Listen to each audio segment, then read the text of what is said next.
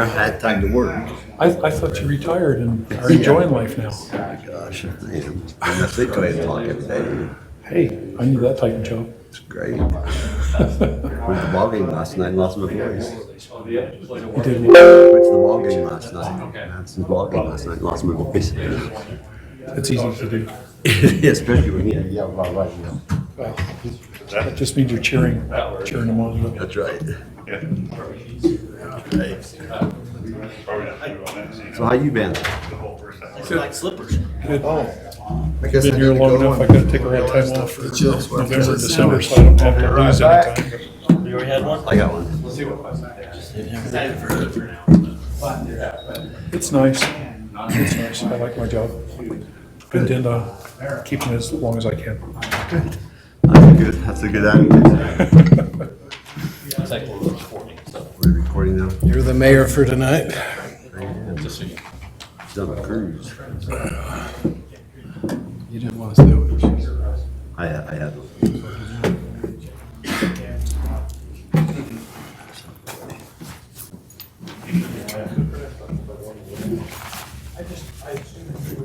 Okay, well, settle in.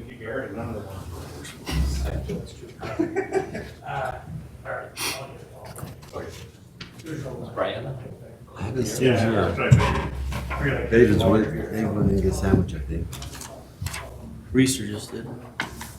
Where'd you get dinner? In that little break room. Really? They've got sandwiches and chips for us. I think there's enough, Keith, if those here want to get a sandwich. Okay, well, we'll probably go after or something. How you doing? Good. That's not until 6:30 unless you guys have unbelievably a lot of questions, which is fine. That's right. So unless people come in that, Well, I didn't quite get all 491 pages read. that'd be impressive if you did. As soon as Eric gets in there, we'll start.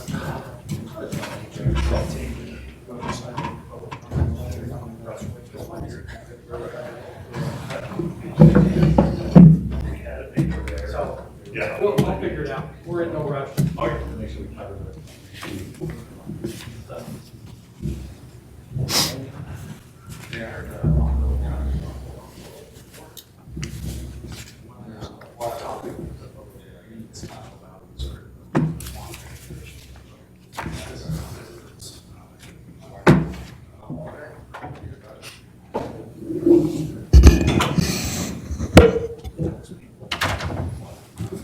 We ready to go?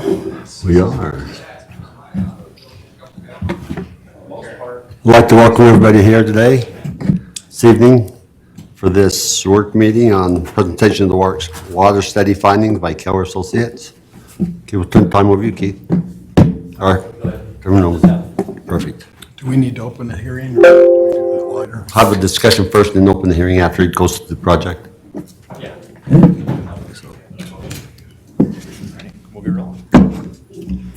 We're here to talk about the water facility planning study. We've been working on that with city staff for a little while now. The final draft has been submitted, and we're here to have our discussion with city council as well as public comment. Doesn't look like there's a ton of attention, which means the water system's working well, so I'd like to see that. The water system facility planning study has several different items. We've got the planning criteria that we need to do. It's an update to the water system hydraulic model so that we can calculate what the pressures can be expected. We run that for fire flow scenarios to check and make sure that if there's a fire in a given location in the city that we can get the expected levels of fire flow. And then using the model as well as general calculations, identify deficiencies and then compile corrective measures for those deficiencies. And as we'll go through, sometimes those deficiencies are very obvious what we need. Sometimes less so, and then so we do an alternative analysis to identify which of the different options are going to be the most cost-effective as well as the most effective at solving those problems within the system. So, I don't know if we introduced ourselves. We did not introduce ourselves. I should probably go back to that. I'm Tyrell Clark, Keller Associates, office manager up there, and my associate Quinn did the bulk of the heavy lifting on this facility planning study. Yep. So like you said, my name's Quinn Gardner. Did a lot of the heavy lifting on this. It's kind of my baby, my child. Nursed it the last year and a half. It's been fun. So this is just your system. Maybe you know it, maybe you don't. You have 3 pressure zones. They start top of the hill and work down, starting at the upper in the yellow, green, the central, blue, or the kind of the main zone. 117 miles of pipe, 9 wells. We have well 10 in development, 5 booster stations, 5 tanks. Yep. So, Excuse me, what do you Yeah. mean by pressure service areas? so, want to go back to that one? So each of There's a those. pointer on there too. Oh, is there? Which one was it? Green button at the top. Oh, I think it's color, Brian. So we have this yellow is our upper, green middle, and then the blue is main. So since we have elevation differences, we have to separate the pressure zones because if we serve the blue off of what can pressurize the yellow, we'll see 250 psi at the bottom, and we'll blow people's pipes apart in their houses. So we have to step it down as we come down that mountain, and in this case, we had to do it. Dr. Weir had to do it twice. And as you'll see, if you start going off the mountain, might have to do another pressure zone, but that's for. So on your topic, so sometimes we'll get complaints Yeah. about why do they have such good pressure and we have such low pressure? And generally, that's where we're stepping down through a zone. Right on the back. Right, or we're gonna drop it dramatically. So then that way, as we go further or lower in elevation, right, that it'll get higher and higher pressure. But where we step it across those zones, you'll have one person that will have a much higher pressure than maybe the house across the street that's in the different zone. So a question on the yellow zone clear over on the west side of the freeway. Is that, or is that just printing? It looks like from here like another zone over there. That's weird. It's not yellow on here. It's just. I see what you're talking about. Over there on the Oh, west side. that's just the where words. Summerfield? That's just the words for. This is a word? The Okay. tank. Yeah. Right above that, it does look yellow. That's the- Well, I thought, That's the why did tank. you have a yellow zone clear over there? Yeah. Yeah. Okay.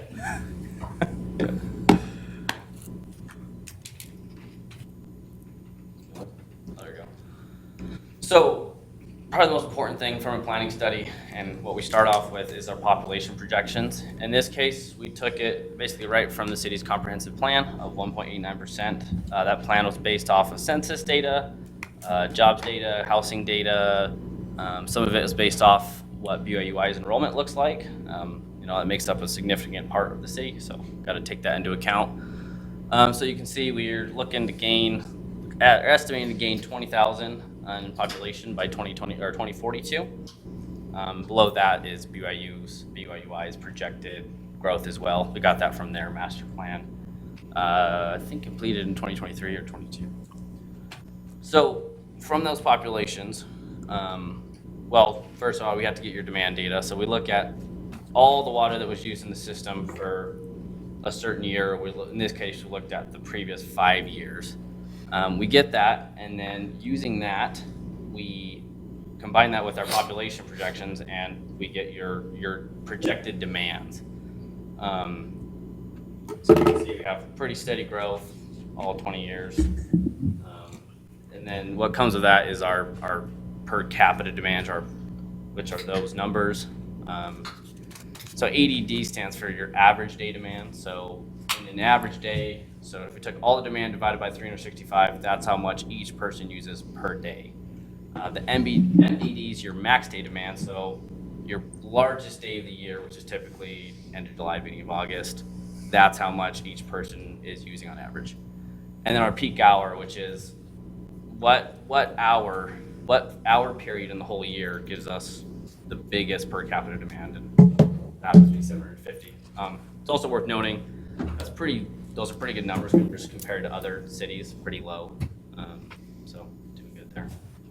And as we do these population projections, we're incorporating all the usage of the city, so that includes commercial, includes industrial. We don't break those out.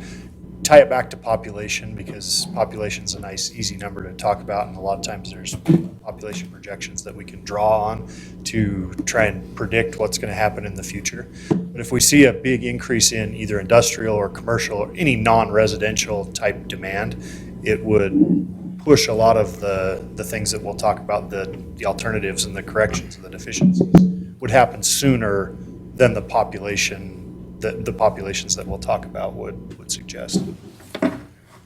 So do your projections include the last 3 car washes that have just been? I know, right? Two more on the way. One of the things that we always look at as we're doing these facility planning studies is water rights. And one of the big things that impacts the water rights here in Rexburg is recharge. We threw up a figure together to kind of illustrate that. This line down here at the bottom illustrates the water rights that the city has independent of any recharge. Blue line is water usage based on that projection, the population that Quinn was talking about, population projection. It's nice and flat and steady. We know, of course, that's not going to happen. It's going to be plus or minus a summer, plus or minus however fast things grow. But for easy mathematical, that's why we got this nice flat line. And then this green line up at the top reflects the city's water rights, incorporating that water right that requires recharge. So as you can tell, the usage currently is already beyond the water rights that don't require recharge. So recharge is necessary in order to stay within the city's water rights. And as the demand increases, that need to capture the water right that requires recharge is only going to get greater. Currently, we are showing a capacity for recharge at this dashed line. So as the demand grows, you can see that we're going to exceed that. And based on a nice linear growth, we're projecting that would happen in about 2027. Now, this graph does not incorporate one of the areas that city staff is already looking at, meaning the gravel pit, to be a potential additional recharge site. This dashed line reflects the current recharge capacity that the city can use and operate. And with that additional capacity, assuming that the gravel pit can take what we're kind of anticipating that it will, that would get us up beyond or right around where the city's water rights are with that recharge. So after we look at water rights, we got to make sure we can legally take the water out. We got to look at, can we get that water that we can take out of the ground, get it into our system? And that's what the supply summary kind of looks at. So we compare the capacity of each zone to the 2042 projected demands. In this case, we usually like to go zone by zone instead of the whole system, just because we want the zones to operate independently somewhat of each other and not be reliant on another one. The case for zone 2 and 3, those two upper zones I showed you guys, they're pretty much tied together. They use the same tank, they use the same 2 wells. So we chose to look at them together. That made the most sense. So we're showing existing deficiency in zone 2 and 3. It is worth noting that there's capacity to take water from zone 1 and move it up the hill. So that lessens out a little bit, but like we said, we're trying to look at these as separate systems. And then zone 1's looking good, and then both have the deficiency in 2042, and that's pretty expected. Oh, I'm gonna go back once. Sorry, I forgot. One thing I wanted to mention. So you have to see the little asterisk or number 1 on well 3. So that's the BYUI well. And towards the end of the study, the city told us that that well is essentially unusable in the summer, right? So we're counting it in these. And one of the first CIPs that we'll talk about is to address that, because if we lose that, we are obviously in a big deficit for zone 1. So it's something to look out for. So is that because BYU Idaho takes all the water from that well? Is that No, it's just the drawdown exceeds where our holes set. We need to deepen that well. If we deepen the well, then we'd be able to pull. The water table drops below Yep. where we can pump out of that well. Yeah, summer's typically the worst because everyone wants the water. It always drops. So you mentioned zones 2 and 3. Are those the two zones that are up? Yep. Up on the hill The up there? middle and the upper, that yellow and the green. So this new development that's going in up there, that's in zones 2 and 3, right? Sky Meadows. Talking about- So we're already at a deficit. With the addition of 60 or 70 more homes, where's that gonna put us? So we can pump up, I mean, how have we been operating, Chuck? I mean, we've been able to hold on those with our reservoirs on there, or we haven't had to, have we had to pump up anything on the summer months? We haven't, right? We haven't, so usually you have the lower boosters that can move the water from zone 1 to zone 2. And then you also have the upper boosters that move it from zone 2 to zone 3. Zone 2 to zone 3 is a normal everyday basis. It has to happen in order for well 3 to have water. For zone 1 to push it up to well 2, they haven't had any deficiency on that, but you're already looking at, it's, right now, what we were seeing from Keller Associates is we're hitting the capacity that we need to on those zones without depleting our reservoirs, but it's going to start depleting our reservoirs if we have to start pushing it up the hill. That's part of what this is looking at, to tell you where we're having those deficiencies and where we're going to need it. Well, one thing I didn't mention is we look at firm capacity. So we're looking at your largest source in a zone gone. And that's just the redundancy provision we have to look at. So yeah, if we, I don't think those two wells at the top have gone down the last little bit. Yeah, so that's why we've been good. So, but if we do lose one of those, there could be problems. So that's what the supply is looking at. Back to storage. Yep. Do these come into, I mean, do we need to be concerned about that that area up there for future development? Yeah, no, and they'll talk about it, capital improvement plans. Okay. What we need to do to shore up that, right, is we drill additional wells, where do we put them? Where do we put additional reservoirs, things of that nature. Some of the first CIPs are addressing these existing deficiencies that we know we have. So. I would say short answer on that is it's not a panic. Don't lose sleep over it at night.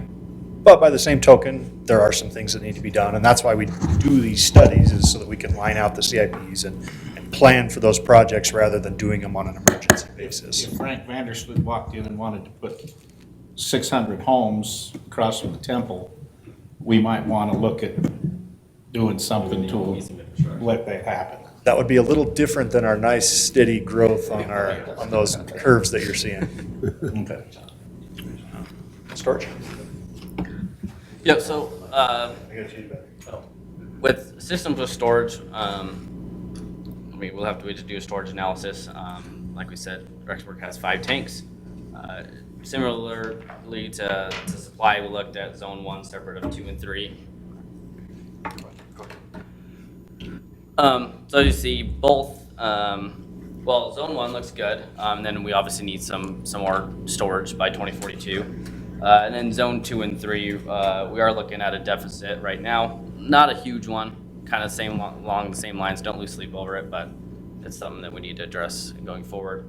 One thing to note, you might see that the deficit goes down. We kind of debated whether we show that or not. So that's assuming that we fix that supply deficit that we just showed you that we have in zone 2 and 3. Because if we have a supply deficit, we kind of have to counteract that with more storage, because we can't pump as much water, so we got to store a bit more water for those peak times. So that's what that's showing is, hey, if we fix the supply issue, we'll lessen that storage deficit. So.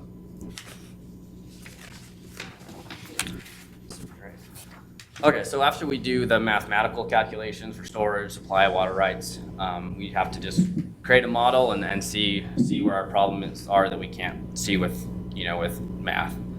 So we updated a model that the city had, calibrated it. Luckily, it calibrated well. If they don't, it can kind of be a pain, but this one did. So I'm glad that occurred.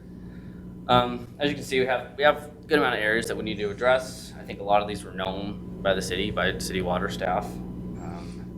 It's good to see it on paper. A lot of them, like we said, are at those zone boundaries. You can kind of almost see 2 lines there on the right. That's right where those zone boundaries are at.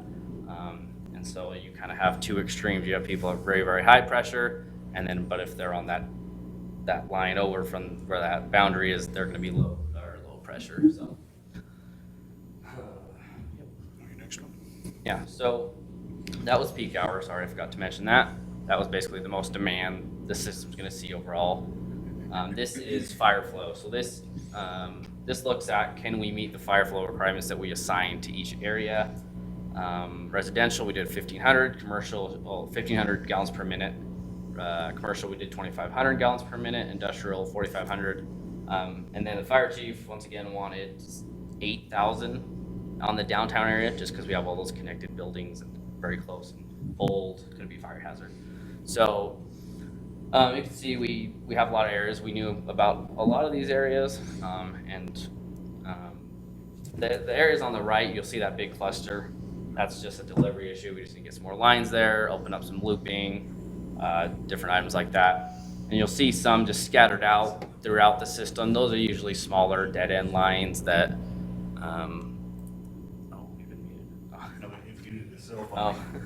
smaller dead, smaller. Was sick of our presentation. All right, heard enough about water. So by fire flow, you mean water flow to fire hydrants? Yes. That would be accessible to the fire, okay. Yeah. And So that's, the red ones don't have sufficient pressure to give the required amount of yeah, flow? of the required that we put in that area, right? So, Okay. They don't meet the goal. Yeah, they don't So if meet- the they don't goal meet is the goal. 1,500, they were A little- 1499 or Or on less. down. yeah, Okay. yeah, like I said, it could be 14.99 and it's gonna be red, so. There's also a relation between pressure and volume. So they also need a certain volume to go to be able to put out a fire. Yeah, there's a pretty good correlation between those low pressures we saw in peak hour and where our fire flow barriers are at. So. Next.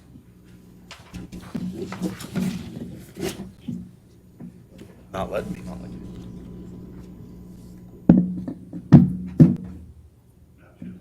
There it goes. So these are those alternatives that we were talking about. Sometimes the answer to these things is very straightforward and obvious, and then it just makes it on the list in the CIP. These are the instances where we felt like a little more analysis was warranted. The zone 1 well supply and delivery, a couple of alternatives there. These are all detailed in the report. If looking for a lot more analysis on that, that'll be inside there, but for our purposes tonight, there were these instances that we felt warranted the alternative analysis. We went through these with city staff, and the bolded solutions were the ones that are ultimately recommended and made it onto the CIP that's part of the report. One of the things that we were asked to take a look at is what would happen if we have to start chlorinating. Now, chlorinating would be driven primarily by DEQ. A city can chlorinate if they want to. Based on our conversations with city staff, there's no desire to start chlorinating the water around here, both from a taste perspective as well as a cost perspective, which from my seat makes perfect sense. If you're not having problems, if you're not forced into it, let it ride. There's no reason to spend extra money when you don't need to. So then kind of the question comes up, well, what would drive that? On an ongoing basis, all community water systems are required to sample for bacteriological coliforms, E. coli. And if enough of those start to come up with positives, meaning there are the coliforms present, it would trigger DEQ into saying, okay guys, it's time to chlorinate. Not a fun time. I know that can be a problem, but as systems grow, the tendency is to need to chlorinate. And a few reasons for that. One is that there's just a lot more going on. There's more construction jobs. There's more opportunities for contamination to get into the system. The other thing that big systems do is add residence time. So the water has more time in the pipes, in the system, to be able to develop and to grow enough coliforms to hit and have a positive. The fact that Rexburg has been able to grow as big as it is and still avoid chlorination is a testament to good operation and good practices by the operators of the system, good flushing. It's also a testament to good growth and development, one of the things that we'll see driving the problems with the coliforms and E. coli is water age. So if you get a spot in the system that's way out in Timbuktu, it's got to be connected by a big pipe to get your pressures and everything. That water ends up being in that pipe for so long, that will often be your culprit that will then trigger DEQ into saying, okay guys, you failed your tests, now it's time. So water and water systems is one of the reasons, certainly not the only one, but since we're talking about water, I'll talk water. It's one of the reasons why developing gradually from a central point is beneficial, rather than having a spot development 3 miles out here and another one 2 miles out there. And that affects the water age and can be a potential driver towards having problems with the water system. So one of the things we did as part of this report was look at alternatives from liquid chlorine gas, on-site generation, so that we could have a rough cost as to what it would take to start chlorinating if that's required. And that is there in the study. Obviously, those costs are going to increase over time, so if the time comes 10 years down the road, 20 years down the road, those costs will need to be updated, but there's a sense of it there in the study. So the capital improvement plan is prioritized based on the criteria that we generally use. Priority 1 meaning things that we feel like the city should start to be working towards. These are things that we should be applying for funding or budgeting into upcoming planning years and budgeting years. Our priority 2 are ones that we're seeing on the horizon, and based on the growth, they need to be included in the study because we do these studies out to a 20-year horizon. The priority 2 is about that 10-year time frame and up to the 20. On our priority 3, it's a little bit further down the line. And then in Rexburg's case, we don't have this in all of our facility planning studies, but in Rexburg's case, we have a priority 4, meaning one that will be driven primarily by development. And one that illustrates this really well is this zone 4 area. So we've talked about how the existing system has 3 zones. That existing zone 3 in this area right here in particular is getting up to a point that can't develop much higher in elevation and still maintain our water pressures. So that then becomes the boundary for the next pressure zone. And you can see these purple lines are a representation of what that pressure zone might look like. So we have those as priority 4, but if a developer were to come in and say, okay, look, I'm going to do whatever it takes. I'll put in all my water infrastructure, I'll put in your tanks, I'll put in your booster. And in order for that to happen, we would need a bunch of this stuff. And rather than that being the priority 4, maybe that bumps up the list and needs to be done right away. Or if developers are looking at that going, crud, that water infrastructure is expensive. I'm not developing out in this area. I'm moving my developments in here for infill. Well, that zone 4 probably stays down the list for quite a while. There's no reason to put in a big tank and a big booster if there's no people there to use it, right? But if we're going to put in 300 houses, well, now all of a sudden we need that infrastructure. So, like you said, these are our priority 1 CIPs. These are, yeah. So a question I have for you, on the development we just approved out west, I think it's called Teton Lakes Estate or something out there by Pine Brook Estate. That's 168 homes. Was this involved with this study on an improvement on that northwest corner? Do you know what that one is? I don't know where it's at, but I think it was when you guys allocated demands to us, it got in there. So it's in there, but I'm not sure there's a CIP to address it, if that's what you're saying. Do you want the laser? It's, yeah, Pine. Or we're gonna have to look Top- at ordinance top on left-ish that area area. or well out that That's area, or behind we're the- good with the. Yeah, it's like right there. There's eventually a loop coming around and tying into our system. Oh, yes. Is kind of the What you, the idea, right? So like, it's definitely, sounds like smarter to do that. yeah, when Moody comes, right, and we see development happening out there, we take Moody across So coming across. US 20. So coming across Moody and then coming across, so that's kind of when we start looking at those big loops right? That way we can feed from both sides But to are we those. gonna have any problem with that development coming in? Now, if they come on right? I don't know if we saw any issues out on that 14-inch line with that development, and that development It's line, no, I mean, supply. will take some So, time for it going out to, yeah, Pine Brook and stuff. to develop. Yeah, those demands were factored in. We'll get to a future model, and they were in there.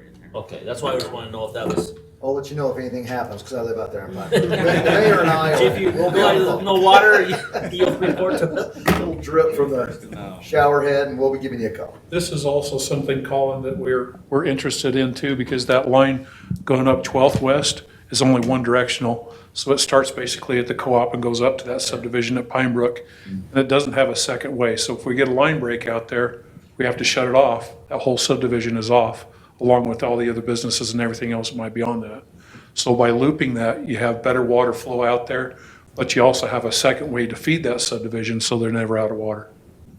That's exactly what it was interested in, or want to look at. Yeah, another thing is, I know you guys talked about residents' time in that big line, especially, I mean, during the winter, I can't imagine they get a lot of flow, so. More houses up there would benefit that as well, so get some more water through that line. That also goes back to exactly what they were saying about the chlorine. If you have bacteria because you have water sitting in the lines, you want to have enough usage out there so that you get water up 12th West and through some of the other East Moran, so that you get enough flow so you don't get bacteria growing there. Yeah, so like we said, these are priority 1 CAPs. This is what we think we should be looking at in the immediate future. We talked about zone 3 well, we have the existing deficit we know about, that well 3 we talked about, some others. A lot of these will address the failures and the pressure failures that we saw on those 2 maps. These go towards.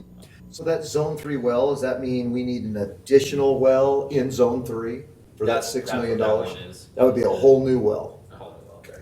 Does that come with does each new well have a storage tank or tower that goes with it? So this one, we're planning just the well for right now, but we're leaving room for the future if we wanted to add a tank. So. Okay. One thing to keep in mind, if you're putting a well in and you're deciding you have to chlorinate, you have to have enough water to go into a reservoir for detention time. The chlorine has to have contact time on the water in order for it to take effect and kill bacteria before it goes out to the system. So if you develop a well that's out there that doesn't go into a reservoir, then you can't use that if you have to chlorinate. Yep. So priority ones. And then I think we have that recharge capacity on there. That's something the city's already looking into and starting. So, but we just wanted to put it on there so we know we need to take care of it. So after we identify those alternatives, we identify our CIP, our capital improvement plan. We plug those into the model and make sure it works. Make sure we get the results that we're looking for. So the left-hand picture is our peak hour pressure, which is, like we said, the kind of the most demand on the system we're going to see. Pretty much everything is above 40, which we like to see. We left, you'll see those ones down there on Sky Meadows, I believe it's called.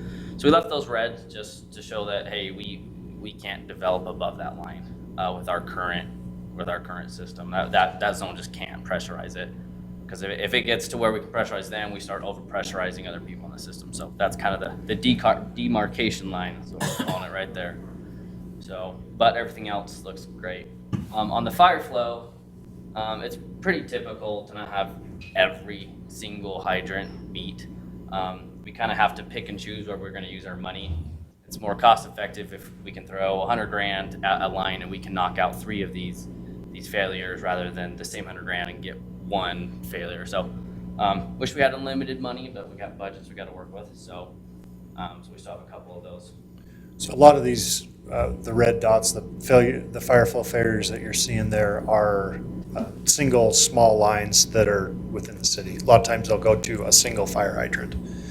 if there comes a time that that line needs to be replaced for another reason, it would be wise to upsize it. But generally, we see in a lot of cities that it's not cost effective to go out and attack all of those lines, particularly not when there's problems like the looping that we discussed and some of these other things that are higher priority simply because they address a larger area of fire flow failure.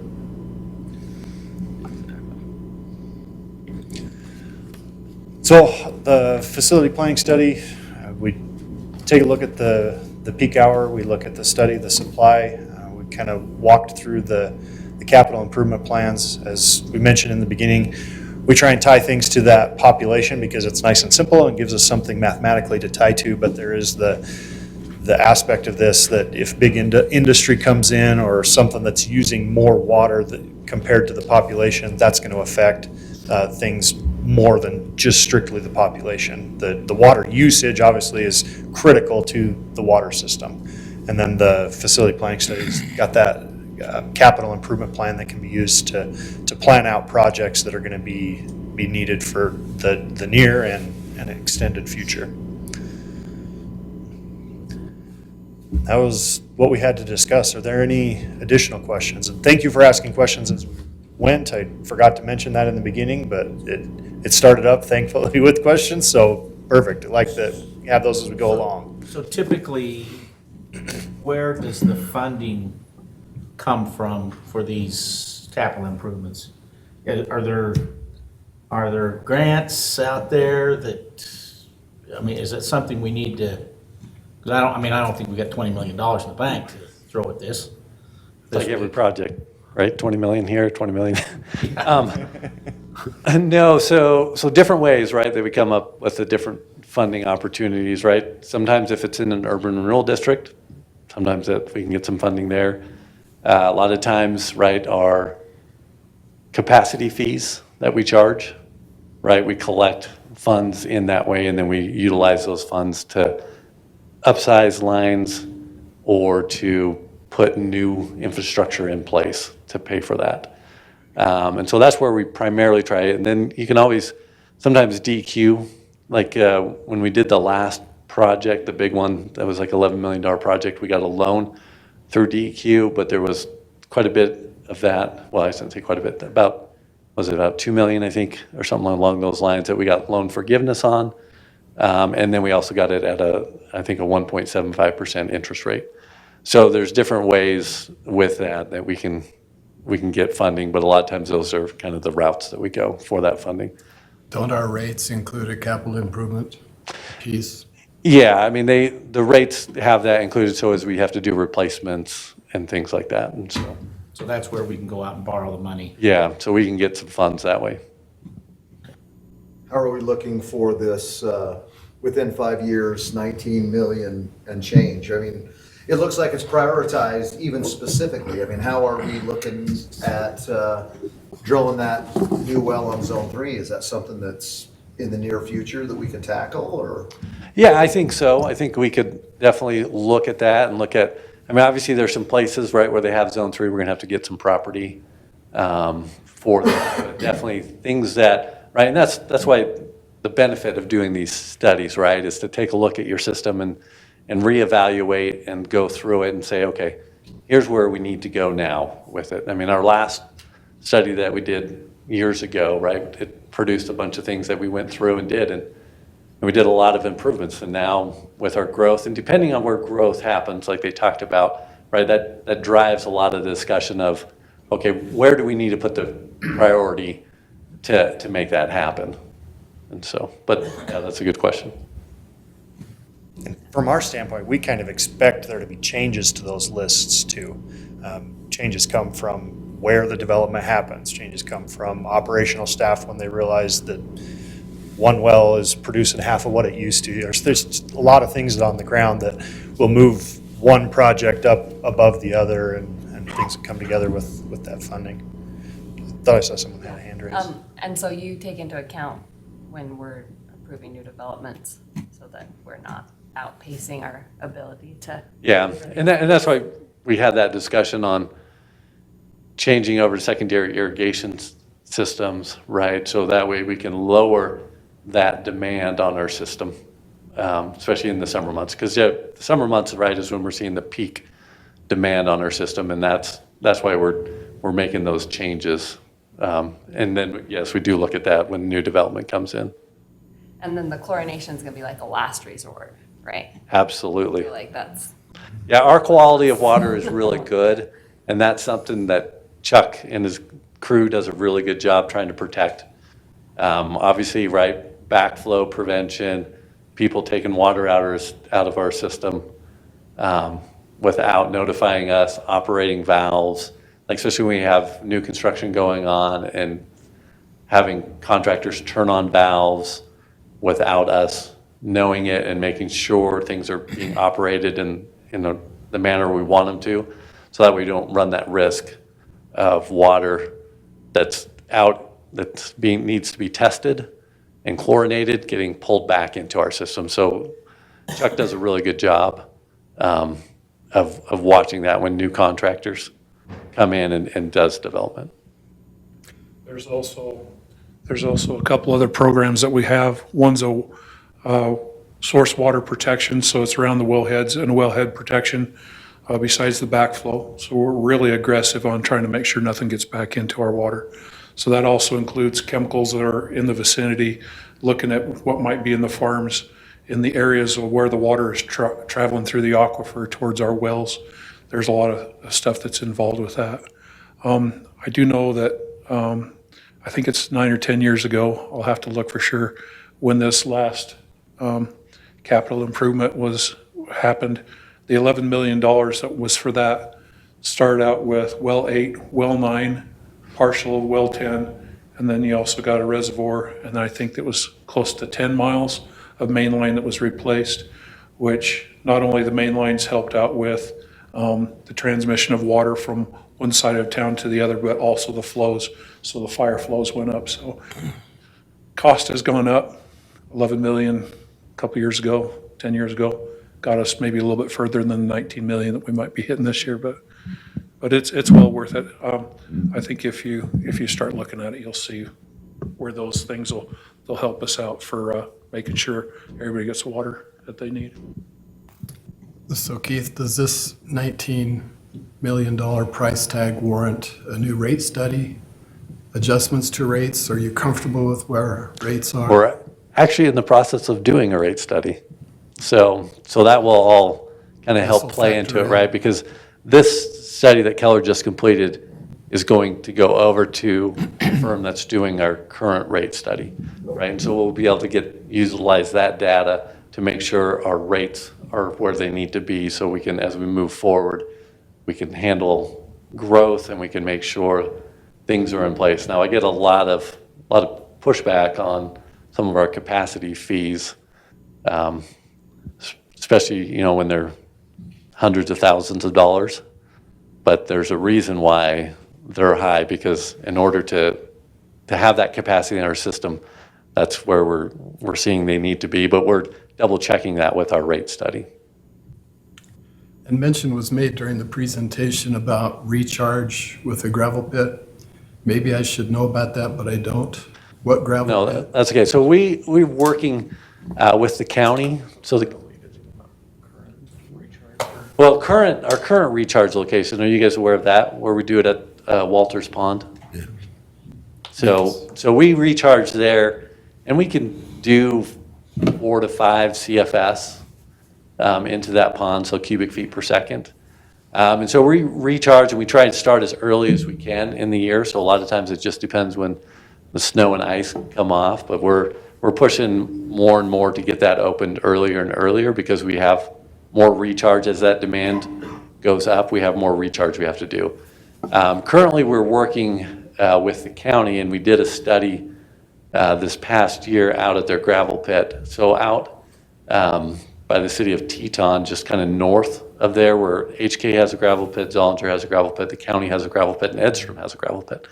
And so we did a recharge, and I don't have the report back yet from that. Eric Miller's doing that right now, but I'm hoping by the end of February, I should be able to see that report that he's generating for the county. We're also working with Idaho Department of Water Resources. In fact, we're going to have a hearing coming up of moving one of our diversion points up to that location, so we could recharge there.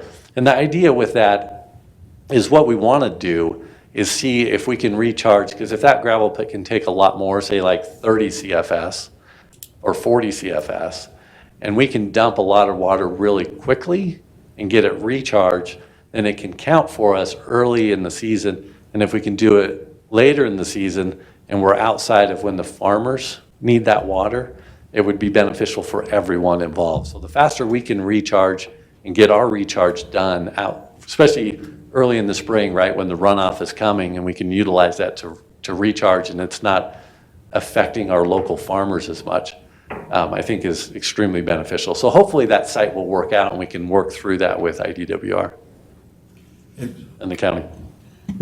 So a lot of people don't understand what 5 CFS is.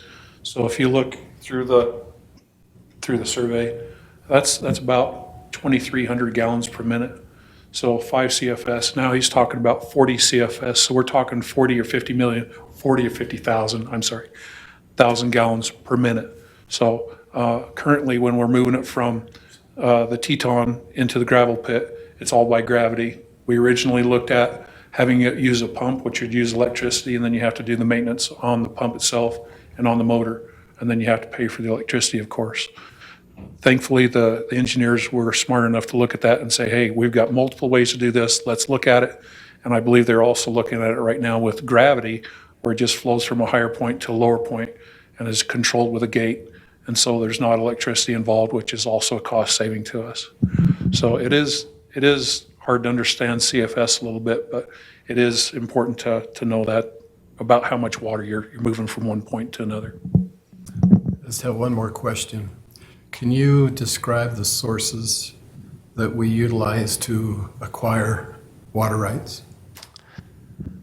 Yeah, so obviously we have groundwater, right? So we have, our wells have been, depending on when they were drilled, right? So they were adjudicated. So we had our wells, our groundwater.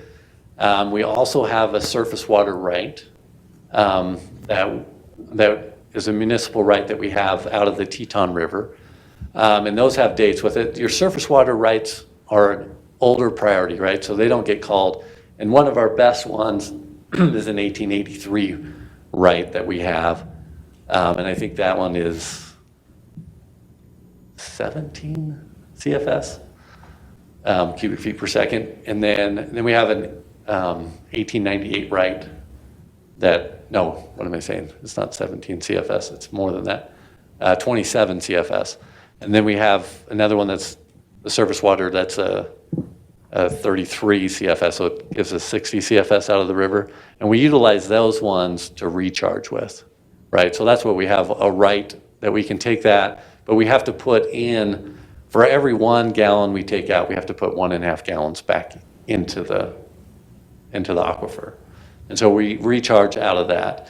And then we have canal shares that we can utilize to irrigate some of our parks. And so we do that, and as well as the golf course.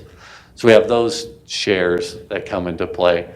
Obtaining new water rights, we have to go, and it's basically buy and dry. So you find farms that you can get water rights off of. And so that's what we were working with that new development happened up in Alpine Heights, is gaining, they went out and were able to purchase groundwater rights that they're transferring to us that will help supply that subdivision being developed. Do we require all vacant lands that are being developed to bring some water rights with them? So what we've been doing, so generally, like, we are doing that now. So up on the hill, right, they're gonna have to bring a water right with them. Down in the valley here, that's where we've been moving to secondary irrigation. And so having them hold on to those canal shares and provide that secondary irrigation. If you look at our winter demand, we're far below what our water rights are. But you look at our summer demand, when all that irrigation is happening, that's when we're bumping up against that. And that's why we're mandating that that secondary irrigation system come into play. And then if they can't get the secondary irrigation system, there's going to be some little nuances where maybe they're not next to a canal or it's difficult for them to be able to put in that secondary irrigation. Then we start looking for them to get additional water rights for us. So groundwater rights. Do we have any subdivisions currently that have a secondary irrigation system? No, but we have some that are going in and out at Summerfield. So some of those new divisions going out at Summerfield, they're putting that in. And Just to make sure I understand that, that means they're essentially pumping ditch water that wouldn't be safe to drink, but it's good to use to sprinkle your lawns and that kind of thing. Yes. Therefore, it reduces the demand of tap water, for lack of a better word, that is suitable for drinking and Yeah. cooking. Okay. yeah, it helps stretch those water rights that we have. Yeah, I think my brother-in-law had a house in Nampa, or Cuna, where they had that. I'd never seen anything like that before he bought that house and they had that in it. Yeah, it's, I can share from our standpoint, our firm does several of those in the Boise area, and we're seeing more and more of it in eastern Idaho as well. More and more cities are implementing that new development, you put in a secondary irrigation, so we're not using our tap water. And thereby, exactly the way you said, reduces the demand on the good potable water. Yeah. You have to be extremely careful with having pressure irrigation like that along with your regular water. Because if a contractor goes in there and taps the wrong system, which actually has happened in the Eagle area, then you end up using maybe the effluent from a sewer system or irrigation water from a canal, pumping it through a system that's pressurized, they tap it, and then they bring it into their homes. So all the pipe that's out there for secondary irrigation is required to be purple. Okay. Any more questions, comments? So now I'm open the public hearing. Open this public hearing. Anybody, we're just gonna take public comment. Anybody got any comments to make? I love it when people flock to our public hearing. Any online? Just Matt. Okay. Seeing none, we'll close the public hearing. And how do we need to do, Keith? Anything we need to do with that? is there any other questions? Any other questions? I mean, obviously, as questions arise, definitely come and talk to us. So a question I have for you guys, how important it is to get that loop, because that is a dead end line right now running out to Pine Brook Estate and all that area. How important is that to get that loop so we don't have a contamination out there on that one dead end loop that goes up there, dead end? Where did you guys put it on your, Did we have that closed now? was it 1 or was it one, like number 4? I'm not sure how close this is. So getting the loop, so a lot of times you're looking at, okay, what is the possibility of something happening, right? There's always, right, you always play with the odds of like, okay, is that like a less than a 1% chance that something is gonna happen? And obviously, we're always trying to protect and make sure it's a relatively new line going out there. So generally, you start looking at, well, is my fire flows being met, right, for that life safety? Do I have enough flow for that we're not dropping our pressure down, right? Because we have a level. So generally, for your municipal use, you're looking at 40 PSI, right, at your house. When you look at fire flows, you look at that dropping down to 20 PSI, right? If it drops below 20 PSI, then that's generally when their little red dots are showing up on there. And so you start looking at that. Some of the issues with getting that loop around, right, is just going to be the cost, because it would be a significant length of line, and you look and say, okay, what is the benefit that's going to apply to our system versus doing some of these other things that would open up. So I don't, Develop more development up and down. yeah, so as more development occurs, right, I mean, obviously the hope, like they talked about, right, is trying to have development happen orderly, where you grow from the inside and work your way out instead of leapfrogging out to other areas. But that's opposite of what developers, because developers are like, well, my cheap ground is out here. So I want your utilities out here so I can densify and make more money or get more value out of that. But Our results indicated that the peak hour demand here on this figure is adequate without closing off the loop. Over on this figure, we can see that we're meeting our fire flow demands without closing off the loop. So neither of those would drive. So then it kind of just becomes a best practice. And best practice is close your dead ends. But then a lot of times that's below priority on things like, okay, we need to make sure we can pump enough water from our wells. We need to make sure we have enough storage. And so it kind of moves on down the list as from our standpoint, and that obviously does not incorporate city priorities, planning priorities, operational staff. But from an engineering standpoint, I would anticipate a loop being like this being closed off as development goes, and that kind of just naturally infills that area. And there's ways to mitigate the bacteria issues. I mean, I think they've flushed that line a couple times. I know you guys talk about that. Don't flush it periodically, get that water moving through. So there's ways to do it. And one final question on, if we had something like the LA has right now with all the fires, would we have anything, pumping all that water, So say structures, would we have anything that stops and have a fire hydrant with dripping water like they had? that's what this fire analysis is intended to do, to identify, can we get, But would we have any? when it's time, can we get water out of our fire hydrants? And so all these green dots say we can meet those goals.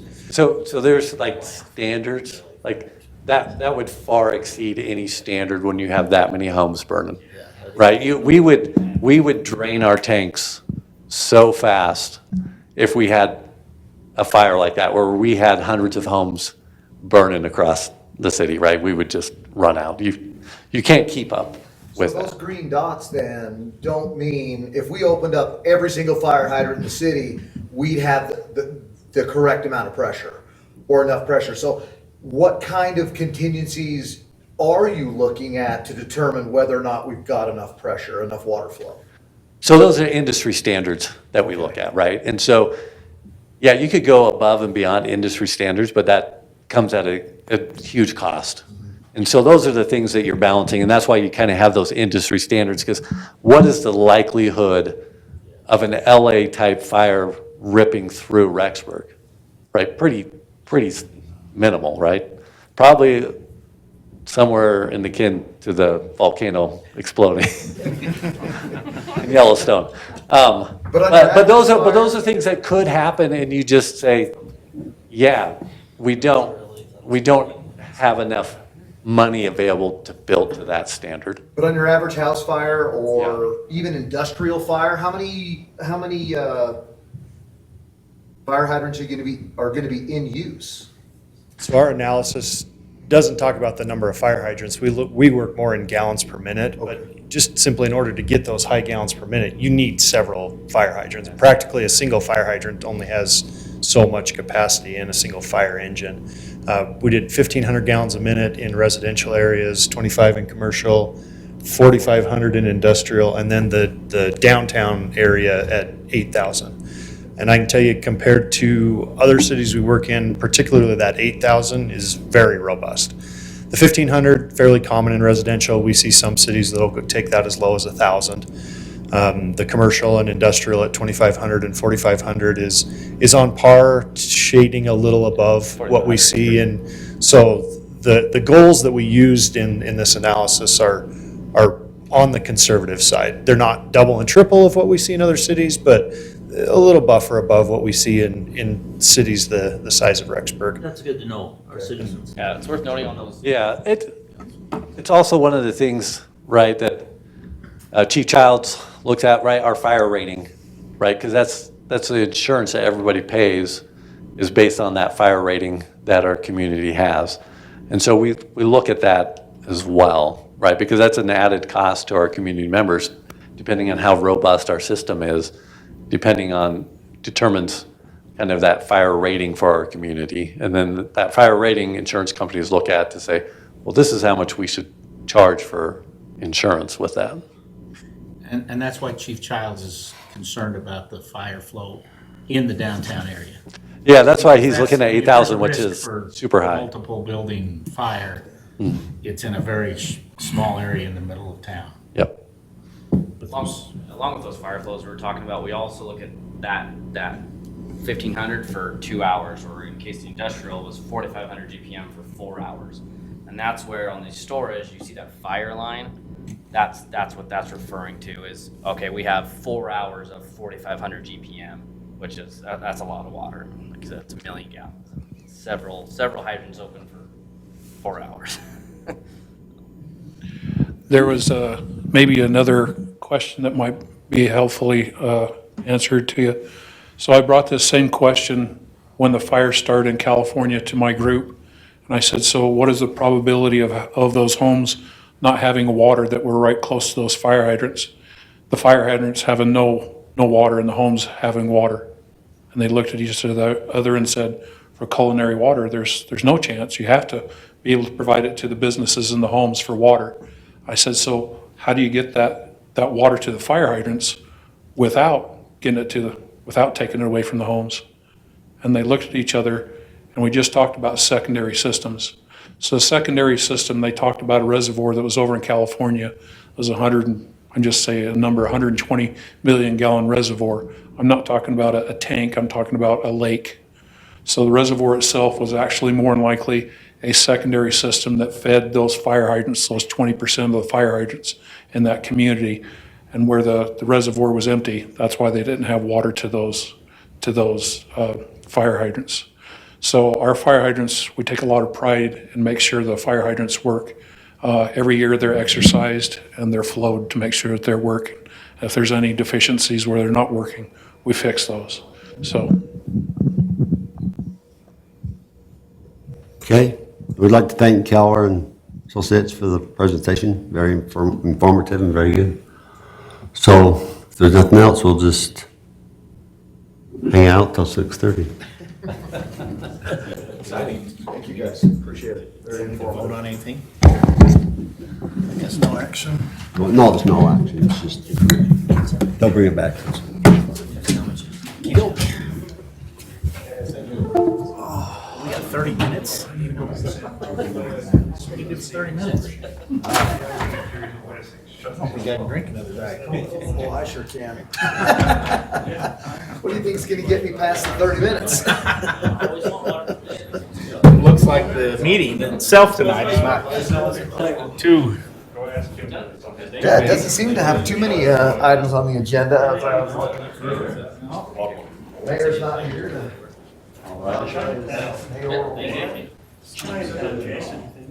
Let's go, Chuck. I am. Recording stopped. In true fashion, Tyra gave me by 10 minutes. I live 3 minutes away.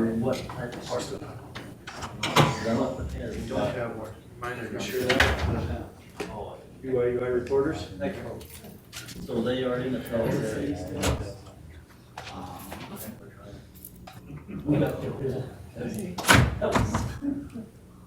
I looked at that the other day on that house and I pulled it there and looked again. I mean, they aren't seeing the cut sheets, they're planning us. Yeah.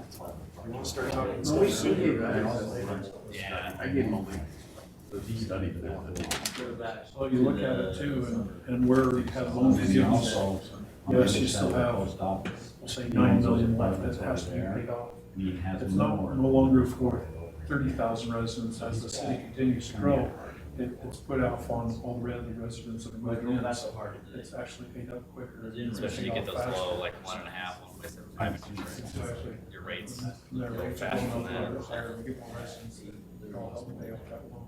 We just looked at how many of those CIPs are related to growth, so it's appropriate that the people that are coming in and buying those new houses and development, that that's part of that financial picture. I wish they really could see what was happening before the last CIP. A lot of kids. Because I was having to juggle water so much in the reservoir. I was getting close each morning when they were using just the sprinkler systems, keeping any water at all in the reservoirs. So I was running everything at electric capacity, starting everything where the reservoirs were just down just far. And I was starting tiny wells and going where I could keep up with draining it and then start juggling water. It was so difficult before. One thing we messed up, you know. And then that's also 15 years ago. start using water from BYUIs. But they came back. They all have helped out, so I can hold out for a little one, I have to go to water. Change your file, But change without- it. Without more wells, without more But then we storage made capacity. contact with him and he did it the whole damn way through. Who were you from, Cal? Yeah, Cal. Water operators are magicians, but the magic only goes so far. He did it. Oh, Cal said that before we did anything else, so yes, then we probably chat with him. The results from this. Just- Oh, he goes. I mean, obviously nothing to you. I know that. Yeah. I want patrol so we can go and. No, so he can get that out of his system by giving a lecture to the teenagers speeding, because that's what he wants to do. Yeah, I was gonna say, I think Sometimes he builds up, it's like a pressure cooker. And sometimes he gets up there, he needs to go somewhere, come back. It's like the pressure. So you start right here on this, shaking my arms to rest. You don't kill him. That was really good. I was the one unload on. I'm sure they talked. I'm sure it was discussed, in my opinion, that Chief was there. I think I can just go pull the. Chief Gary is not voicing it, then we don't know. He's not come back from that. They're not gonna ask every officer, they're gonna ask you to talk. Usually the top one. Well, yeah, and that's the way it should be. Yeah, it is. It should be. There's no way. That should be passed. I get to look parking myself because. I'm pretty sure I've seen them. And say, it might take the other. Control this. If you got it, Yeah. Control this. They don't see The something. fewer times we have to ask favors of DEQ, the better. Because someday we're gonna need. Are you seeing the same kind of parking? units? No, I don't know. That's You're a long distance. That is always, that is always. Yeah. You can go there any time of the day and park. Even. You might have to go a little further, but there's E- always. Even open baseball, spots. you can still go there and park on one side of the street, there's still parking. Yeah. Over there, It's getting bad. there was 4 to 5 every time we go around there, And it's- sometimes up to 7. The interesting part is people call up Natalie and go, these people are parking in front of our house and that's our parking. And she's going, you know, I'm sorry to inform you, that's the city's parking and you do not own that. Well, it just is terrible. We've got all these cars in front. Some challenges because garbage day, they'll put the garbage can out and kids will literally come move the garbage can back in their yard, park, Then the truck. and then the truck gets it. So then they miss the garbage. So there's all kinds of challenges. So are we looking at any time getting rid of this? We need to. Well, I think it's worth reviewing on this council. See, and we just went through and changed that now. One of my next routes is going to be, we're gonna address parking. We need to, yeah. Yeah, it's on there. Right now, I'm finishing up landscaping. So, we're doing one on, oh crap, daycares, nurseries and stuff like that. Because of the GOLA one, we're making some modifications to that one. Because we looked at them and everything was addressed in our code towards somebody doing a residential area. There were some changes needed there, but we had nothing in our books for a commercial daycare. It wasn't allowed anywhere in the city, it wasn't addressed anywhere. So we want to be able to have, for somebody to come in and say, hey, you know, like the little apple tree or whatever that's that way, there's nothing in the code that says it can or can't. We just kind of let it, so we're making sure that's in there and addressing that. You never know. If it says you can or can't, you never know when someone just come in and put a pool. Like a Jurassic Park neighbor. You know, And ground. and then before that, before you know, it goes to the Supreme Court. Where's They it can't at? ruin it. I think it's at the Idaho Supreme Court. They argued it, you kind of were arguing. I haven't heard a ruling yet. Stephen told me this, I don't know if he told me that. That's like stripped out. My stuff over there. Jared's Spike Strip. Has been re-engaged with those developers. What's happened is Jared now wants access to somehow the development, if they can gain access, put that road in and goes in. So now he's willing to talk to them. They're kind of like going, well, what the heck with you, you caused us nothing but heartache for 3 years.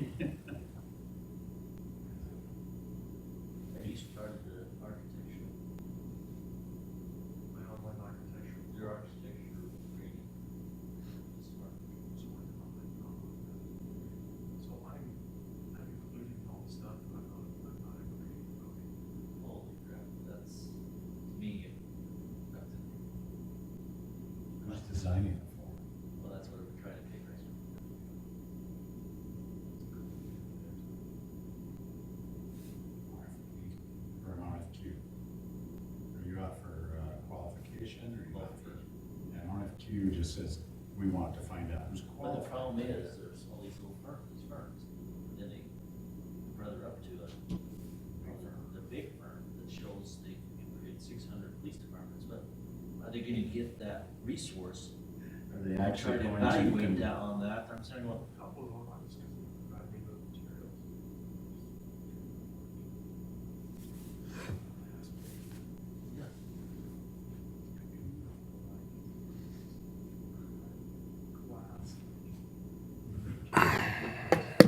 first of all, you don't want all that, that's not what you're police department. You wanna know what else is okay. It's not a good place for transparency, is what he's saying. I had heard that these headwaters, Coeur d'Alene. it will be hit.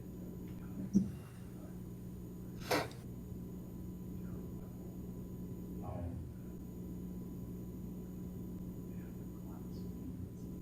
On the west side, for all the classes. What's another? It's like, The funniest one is Providence Square over by the mayor's place. He designed those buildings and put them in. Windows are oriented perfectly on some walls that face kind of the west, that it reflects light over and it's melting the siding. The other buildings. oh, So the structure, they say, that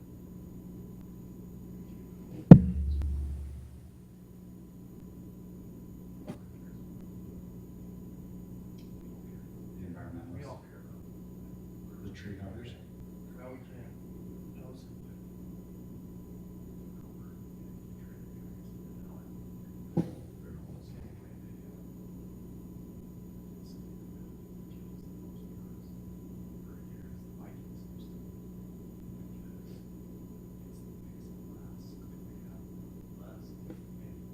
it's remarkable, some of the pictures, because the Vikings had to hide from the guys. Bird sweepers. And they asked the Vikings, they said, well, I didn't care for the one that done the Teton Sheriff's Office. And they don't like the building, they don't like the way it's designed, they don't like, it's not user friendly. How about the other falls there? I don't follow, see, they're in there, but to me, It's a huge facility.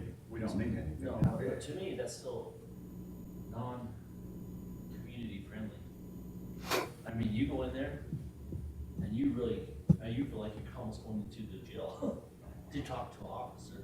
And then you gotta go through all this, you need to have a little bit more warmth in it. More area. Welcoming in that open area. In my opinion, this community, you better, because they expect more community.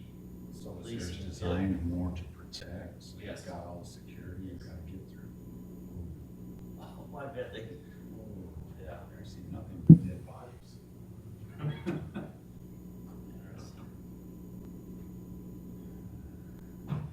Yeah, I do think we need to look back at the parking, it's not No, gonna be it's coming anytime. up. That's one of the ones we want to go. But yeah, I just dropped the drive past that one, it's not, wait a second, I mean, look at this one. Yeah, it's a 75% of the beds. And in reality, if any of them should be a walking place, That should be, that one should but be. nowadays, nobody is. Well, because the one thing that the college and a lot of people don't take into account, yeah, I can walk to campus real easy. But what if I want to go to Idaho Falls, or I want to go to the Sand Hills, or I want to go over here? I'm not walking there. Well, kids don't come to college without a car. Most of them don't. Yeah, unless the parents are very, very When I was frugal on and campus. very, very much saying you don't have a car. Most kids have cars in high school. Yeah. and When I then- was up on campus in a Bishopric, the ward we had, it was the dorms. That's what we had. And so, those were the kids that couldn't afford anything. Yeah, most of the kids didn't have cars. Yeah. So that's far And few. most of them yeah. were freshmen too. Yeah, that's, I don't think that's there anymore like that. No, There's- no, the The percentage dorms is are, like this. the dorms are all gone now. So you're out into private, dorms. Even BYU Idaho, the housing is cleared up there. They gotta walk to Yeah. the north end. They're walking pipelines. It's aware. Yeah. Who knows?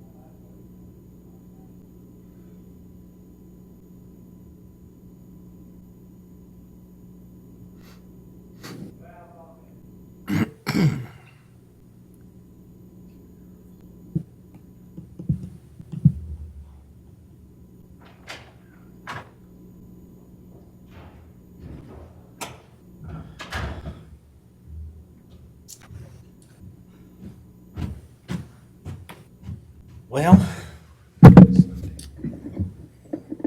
have you met any of our new sealers? Yeah. Of course, I I've know only met Corey, a couple of them. and I know,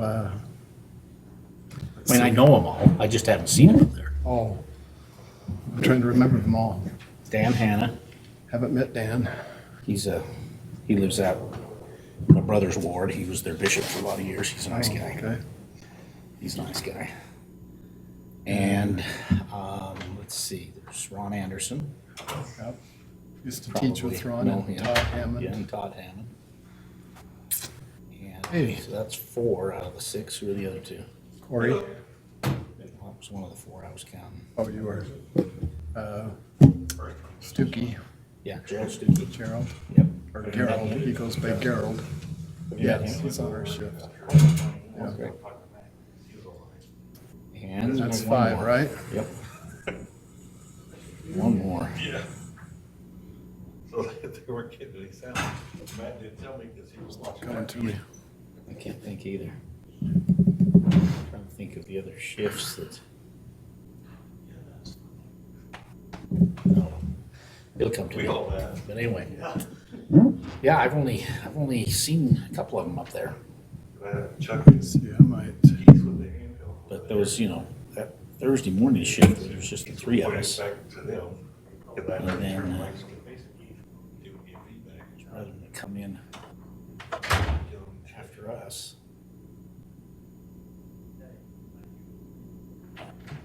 We're still, even with those new Steelers, we're still gonna be real busy coming up in a week or 2. I mean, even now, I looked at the schedule for us tomorrow night. And we're booked from 6 on. Really? And it was that way last night. You're gonna do the We, Annexation. annexations. Yeah, just remember, it is a stay hearing, busy. so we've got to have 2 or it. 3 hours. So we'll have Gideon talk about it first and then we'll have the hearing. Mostly it's because Or we do we have. choose Yeah, to hear? just, I'll present, and then you open it up for a public hearing. No, it is an action item too, isn't it? It is an action item, yes. So they're just doing back-to-back sessions. But it keeps us busy. Which yours tastes pretty good. Most of them, they reserve at 7 o'clock or an 8 o'clock, but then they'll come at Love it 7 when people flock to a meeting, and don't you? just stay. And it's, we usually accommodate them. Weldon It's Slide. been a while I was Yeah, thinking that's- about it, since we've You had a remember Bishop full Holt? house of angry people. Josh Yeah, we haven't had any, nothing controversial, really. Yeah. Or his father-in-law. Okay. It's just so cold. They, so she was a slide. I need to take my jacket off, but I can't. see. Josh Holt's wife was a Hey, slide. Michael? I know something. I know the slides. For the IT stuff. He, lives out in Berg, And that's an action item too, guys. Lyman, I believe. Get warm. He, the reason I got to know him was because his kids had a group that raised lambs. And Weldon was the one who provided the ground for them all to raise their lambs. There was a group of them in our ward and in adjacent wards. And they all raised lambs, and so they all came to us at 4-H time to help sponsor the lamb at the county fair. So I got to know the kids pretty well. And Weldon, because he'd buy their lamb for him, he'd keep them at his place. They'd just come out and feed them and take care of them. So, once the Holtz moved from town, that kind of stopped, at least with the group of kids that were in our ward. I think there's some slights on campus. Could be, Maybe it's a relation. could be. He's a great guy. Oh, busy. He's good. He's-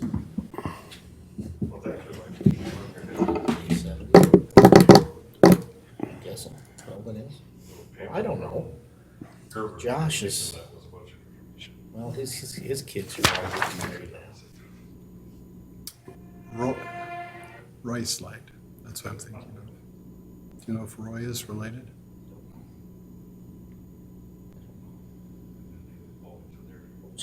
Josh and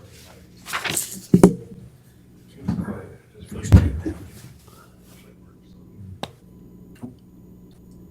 He went down to St. George That's Roy. The up close look. I don't see it. Of course, it's been a while since I've seen it. So, Eric, would you give the prayer? yeah, yeah. And Robert, would you do the pledge? Sure. That's what he's got down here, so. I kind of figured that right now I could take him off. He could be my age. You know that? No, he's older. He's older. Josh, his wife was probably Josh. So this Roy would be about the right age to be a son. That's son, yeah, probably so. He could be, that could be So what do you teach up on campus? Josh's wife. I teach child development classes. She's probably still. So how many do you teach every day? I teach on Monday, Wednesday, Friday. That's good. Then you got That's even how you spell his Yeah, name, right? yeah, I really like being an adjunct. You teach them. I don't know. It varies. This see if I can find semester I do, I have an 8 a.m. lab. I'm in the preschool labs. I don't know if you remember those. Yeah. Yeah. So they last forever, you know. It's like 8 to 12:30. We used to take our kids up there. Yeah. It's a great program. Yeah, it is. It's a really great program. I hope it keeps being great. But I'm good at the morning thing. Teenagers. Just so early with the teenagers. So More than one I of really Josh struggle holds, with so. this semester. I'm struggling. You know that early. I sleep till 8 o'clock every day. I know 8 is my preferred time. One of my kids works at Wendy's, so he doesn't get home until 11:15, 11:30, and I can't go to sleep before he gets home. It just doesn't work for me. So Kids are out of the miles away. yeah, me too. So Virginia's gonna put you to work. oh yeah, yeah, yeah. That'll be fun. She said, yep. She wish she'd get more people answering the survey. Oh yeah. That is too bad. You know, everybody loves to complain, but they don't like to fill out surveys or get things right. I feel like it's like that everywhere. Who are we waiting for? But David and, I'm thrilled that she's finally, well, she's pushing it. Short. Recording in progress. Taking all these 4 hours. Yeah. She's gonna take 1 hour. No, I. Oh, thank you. 20 minutes. I Appreciate don't have to this. do it. I'm not gonna have discussions because I know that then it will be longer than that. So She it's says just 1 one hour. talk. And then so then.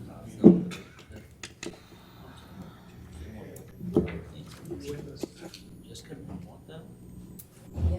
but that's not the stick, that's not. Well, that's kind of That's not crazy, what's right? official, that's No, not, that's not right. that's- Well, then you lose. It's the sun that long. Mother, Yeah. can't be away from the family that long. Yeah. Especially when you have young kids. So you only get the 10, only Yeah. average. I know I should do better. I'm always short. I'm also back.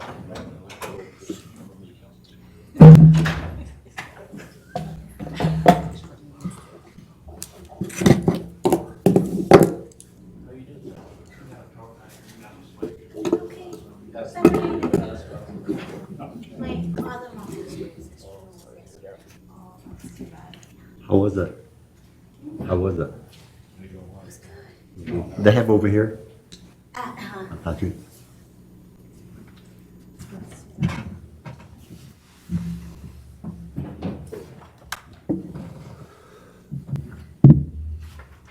Two minutes.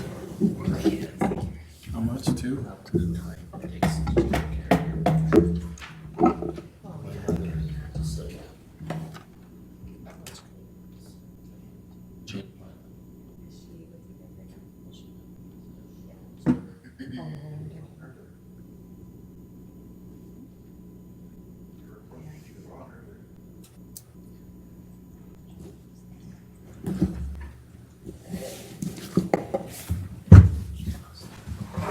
Oh, sorry.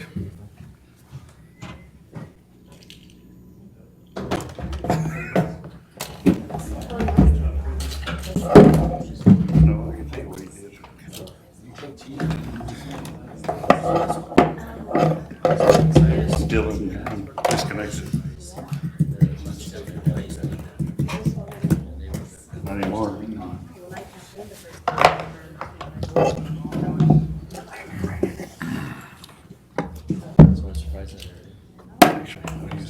I'd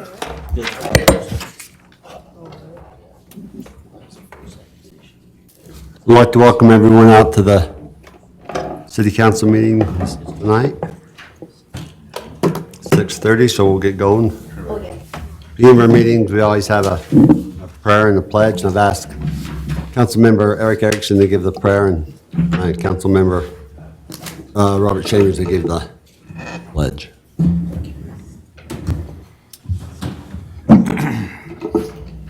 Our Father in heaven, we are grateful to be met here this evening in this capacity as a city council and citizens of this great city. We are thankful for the opportunity we have to discuss the affairs of Rexburg and to make decisions regarding the future.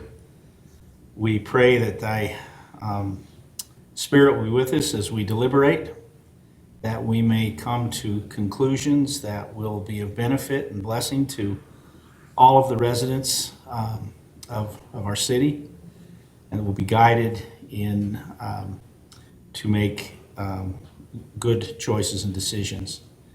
We're thankful for the opportunity to live in this great land of freedom, particularly this Upper Valley where we can raise our families and do business in safety. We thank thee again for all that we have and enjoy, and invite thy Spirit to be with us, and do so in the name of thy Son, Jesus Christ. Amen. Please stand, join me in the pledge. I pledge allegiance to the flag of the United States of America and to the republic for which it stands, one nation under God, indivisible, with liberty and justice for all.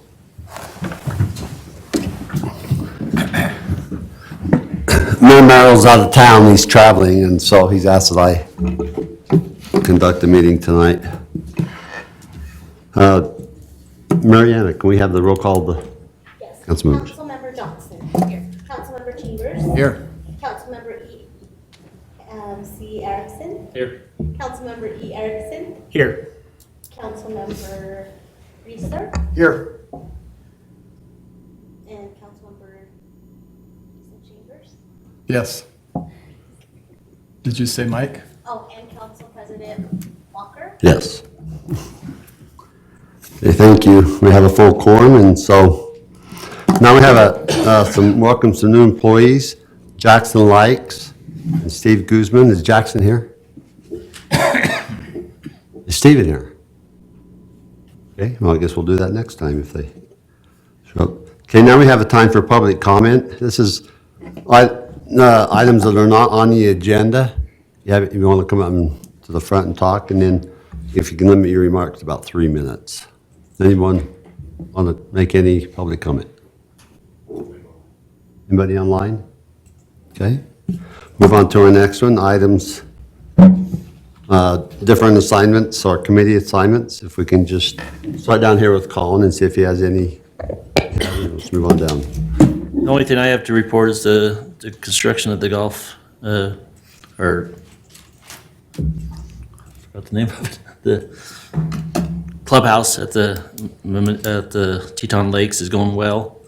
We did have a little mess up this week. We're gonna have a little bit more construction to do outside, but because the car had a crash out there, but the inside construction's going very well. Our Trails, Parks, and Recreation had a meeting last week, but I wasn't able to attend, so I'm hoping to hear a report from Councilmember Erickson. Okay. Councilman Chambers.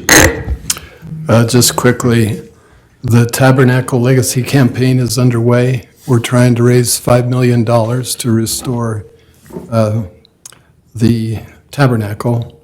Most of that will be internal. And you'll be hearing more about that as the days go by here. The museum is still looking for a place to land. Our immediate need is for storage of exhibits. So again, if you have any ideas, we're open to them. And we'll probably be bringing this up in a future joint cities and county meeting. And then the Flood 50, the 50th anniversary of the Teton Dam flood.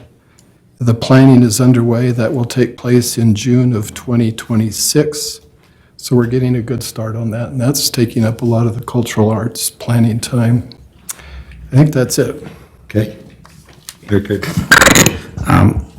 Yeah, the Citizens Committee for Parks and Rec and Trails met this last week.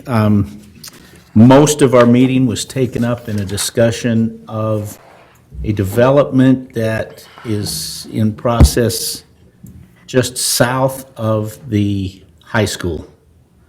And the discussion revolved around the developer's desire to develop and then donate a portion of his development to the city as a public park.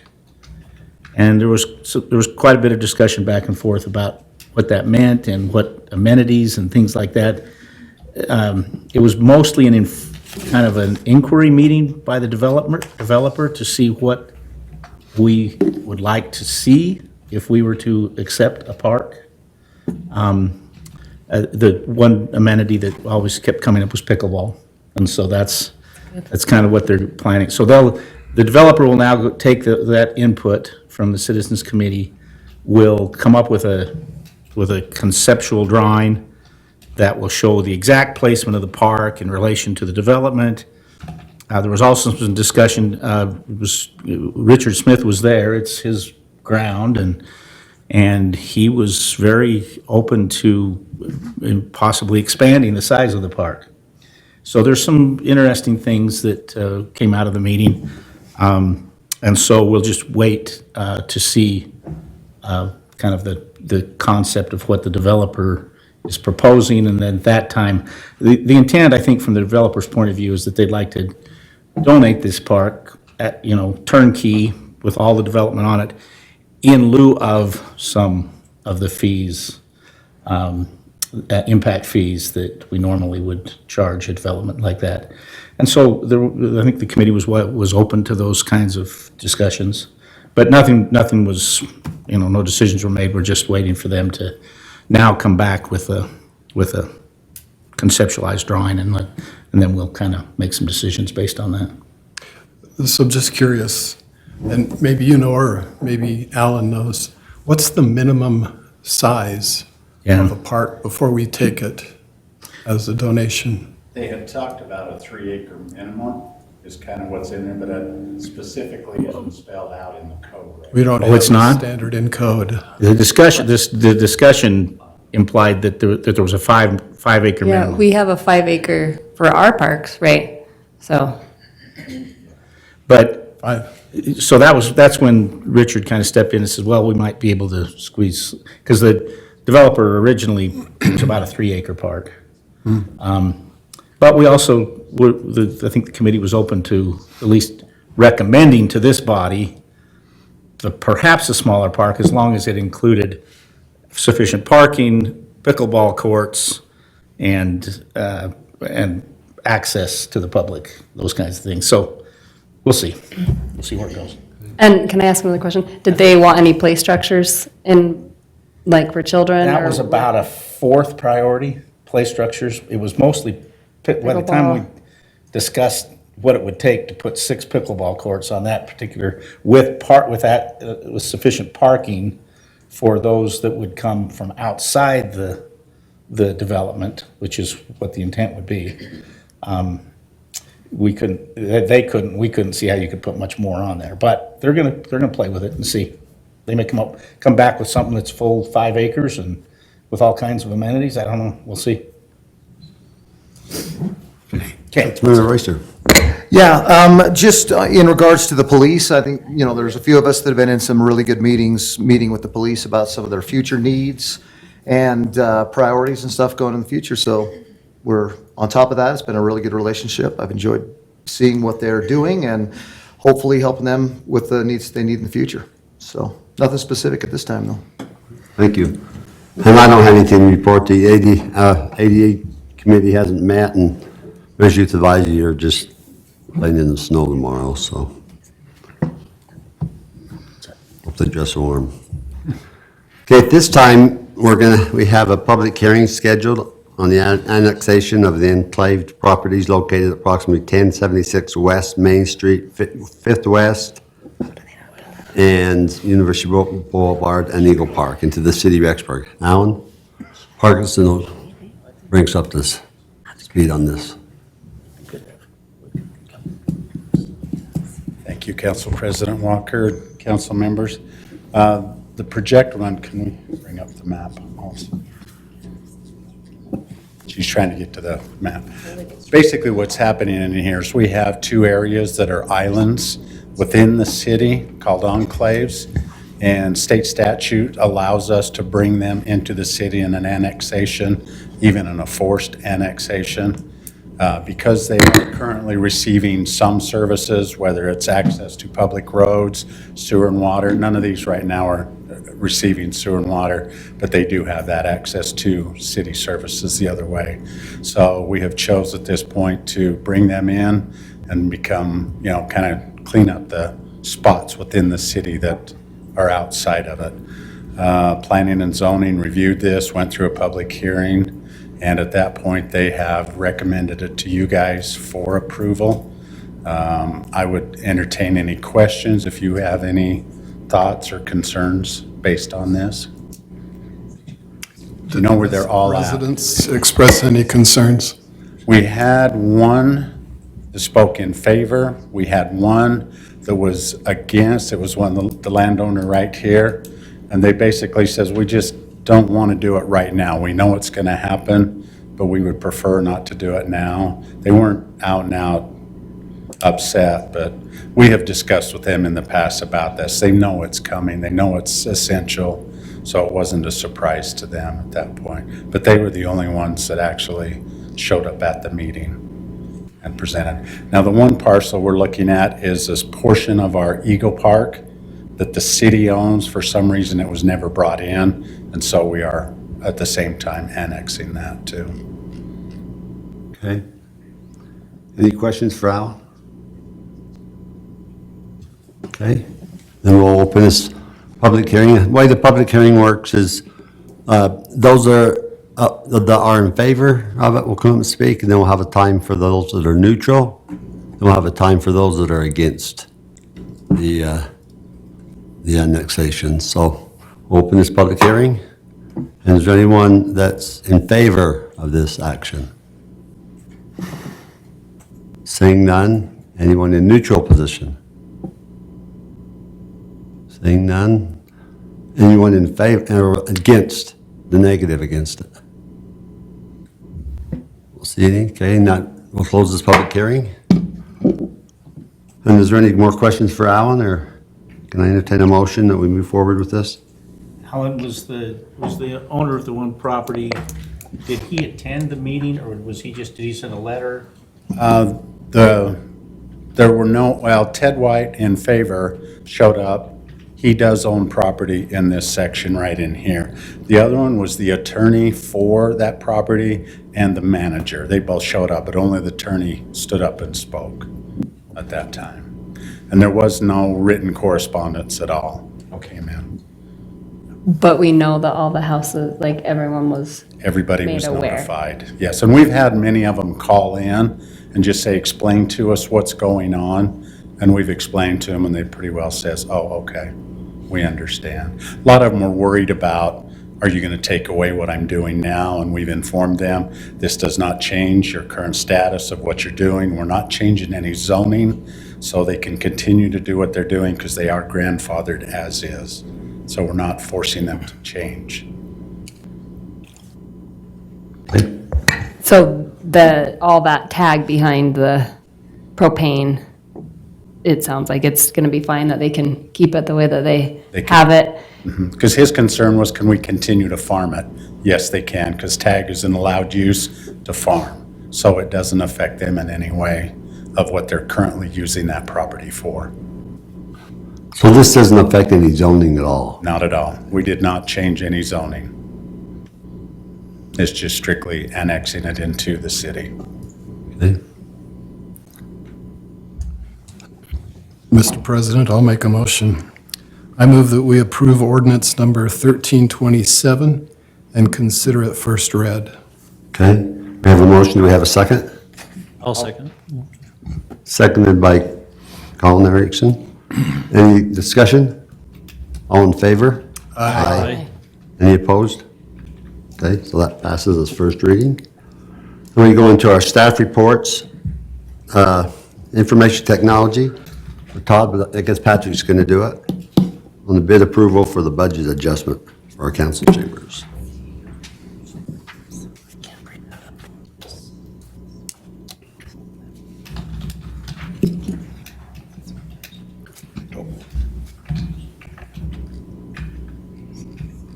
So as I'm sure you guys have seen over the last month, this system has been up and down. Our mics have not worked, our projector has not worked. I've been working on trying to get us a new system put in here for well over a year. We've went out for RFP back in June and came back with an extremely high-level update for this system, one that you would see somewhere like Pocatello or Idaho Falls. That came back at 150,000, I think it was 154,000 total. After working with Deb and Matt, we toned it down almost to half. So we've got it to where it's an entirely new system. All the microphones that is in front of you will have mute buttons. Deb will also have a panel that can mute mics throughout the entire area, because we will have mics out here as well. So no more desktop mics, no more having to pass around the handheld. And everything will be run from that back room. So it's a lot nicer system, no more headaches. We will be able to live stream, so no more box cast as well. So that'll save the city a little bit of money. And we're gonna have 2 cameras that I should be able to control back there. Deb should be able to control it, so we can move it around if we need to. I got a question. Will you be able to see, oh, sorry. So if we're zooming in, will we be able to see the screen? Yes. Okay. It's gonna have, instead of just your normal black screen for whoever's talking for the council chambers, it'll actually have camera views, plus we'll still do screen sharing of the projector itself. And that's the 2 major complaints I've had from a lot of people is, one, not be able to see that screen. They don't know what you're talking about. not be Yeah, able if you to go on see that. Boxcast, you can't. And then 2 is not be able to hear, especially if we have any type of conversation out there. So I think that's a great thing. Yeah, this will address all of it. We wanted to put panels behind you and panels in front of all of you. That way you can actually annotate on everything we're doing or whoever's presenting at the same time. But that was the $150,000 level. So we took out the niceties and went with what we really need. So I guess the question is, where's the money coming from? That'd be a Scott question. All right, so Oh, here it is. can you hear me okay through this? Yep. Okay, so really it's coming from contingency, and so we actually ended up with a pretty sizable contingency because of savings through the health insurance. And so when we got our insurance bid back, we ended up saving over $216,000. And so the contingency had kind of been bolstered up a little bit. And then so we'll just take it from that contingency in the general fund. And this was in the original budget meetings back in May, but it didn't pass through all the way, so we had to take it out. And then as of December, this system started dying. Right now, we actually have to get under the desk and manually switch inputs as we go. One more quick note is that that won't empty out the contingency completely. It just brings it would take the contingency down to $189,100. So we still have contingency. You're looking at the same thing I am here. So that last note there, that's very last sentence. Yeah, so we do still have contingency money after this is approved. Okay. And I've had another meeting with the vendor. He said if we get this approved and get the PO either this week or next week, they should be able to have boots on the ground, everything installed, ready to go by the end of February. Can I ask a question? It's Valcom, right? Yes. So I'm just going to recuse myself because my family member owns that company, so. Mr. President, in talking about this throughout the budget hearing, I know that this is something that needs to be done. We've talked about this since I've been on the council, trying to figure out how to communicate back to our citizens, try to get the information back out there, especially on viewing the screen. That's been a huge thing. I've heard numerous complaints about it, and especially when they talk about back in the audience here. I also think it's very smart to be very smart with the money and do this, but I think this is a necessity to be able to move forward and get this sound for our citizens and for the community.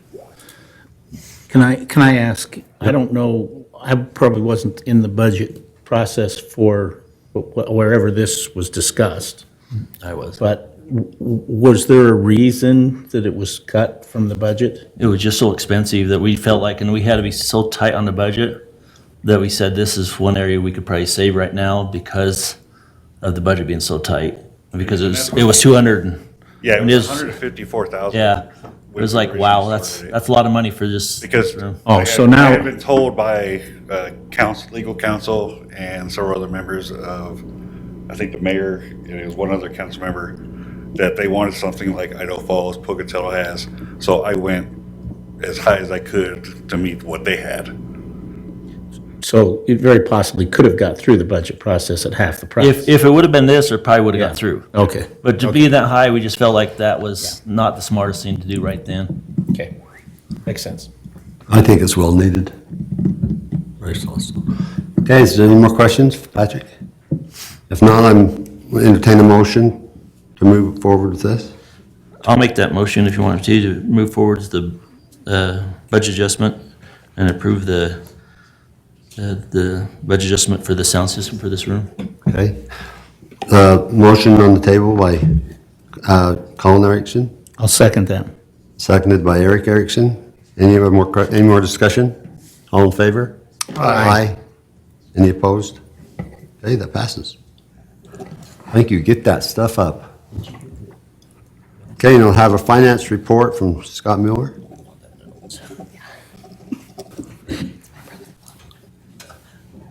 I just want to come back.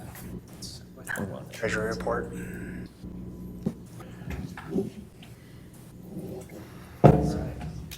So I don't have too much to report this evening, but did just want to point out that we did finally get the, within Tyler, we got the year closed out, so we can now show fund balances, whereas for the last several months, we haven't been able to. So on the, let's go to the second page. There's a couple of spots where our spend percentage is a little bit high, but it's simply because take as a fiber construction, Fund 62, Fund 82, excuse me. Let's see if I can read it tonight. Fund 82.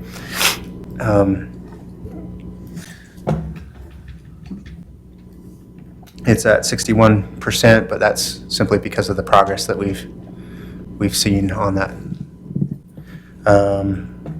The shop with the cop is, of course, at 93%. That's probably already been discussed in the past, but the program was a success. It was great, and so that's And just so people are aware of that, that's not a budget, that doesn't come from any city funding. That is all donations, but the city covers it and takes care of it to know what was in there and be able to be smart with the money. So it has nothing to do with the city funding. Yep, It's just with the donations we get in to be able to have a place to put that. Just a pass through. Thank you. What? Just a pass through. Yep. Yeah.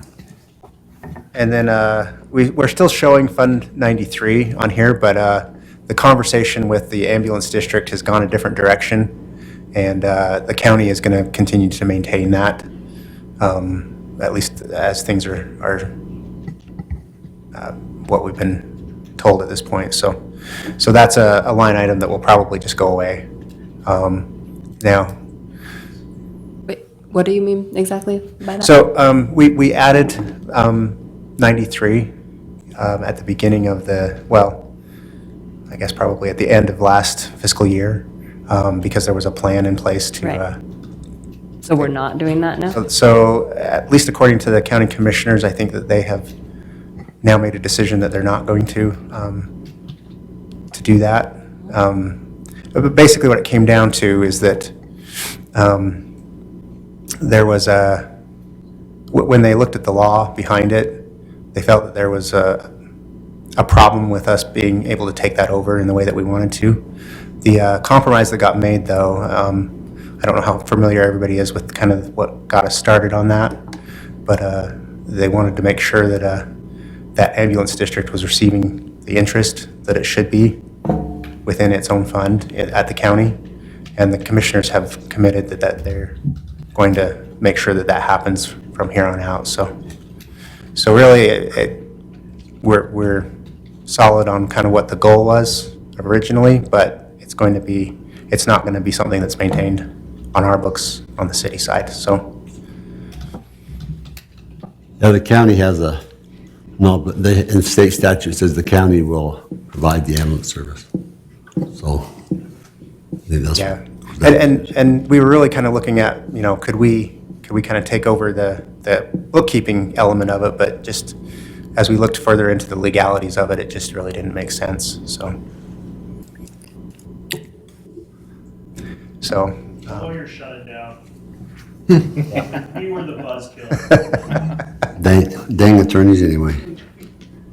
So, and then, let's go to the other report.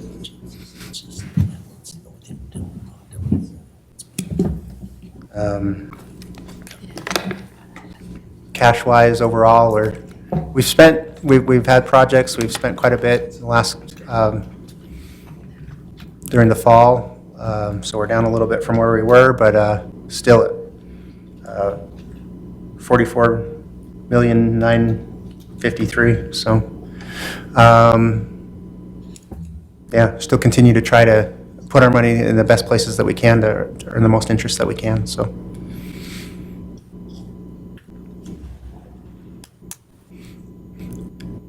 All right, and that's all I have for you tonight. Anybody have any questions for Scott?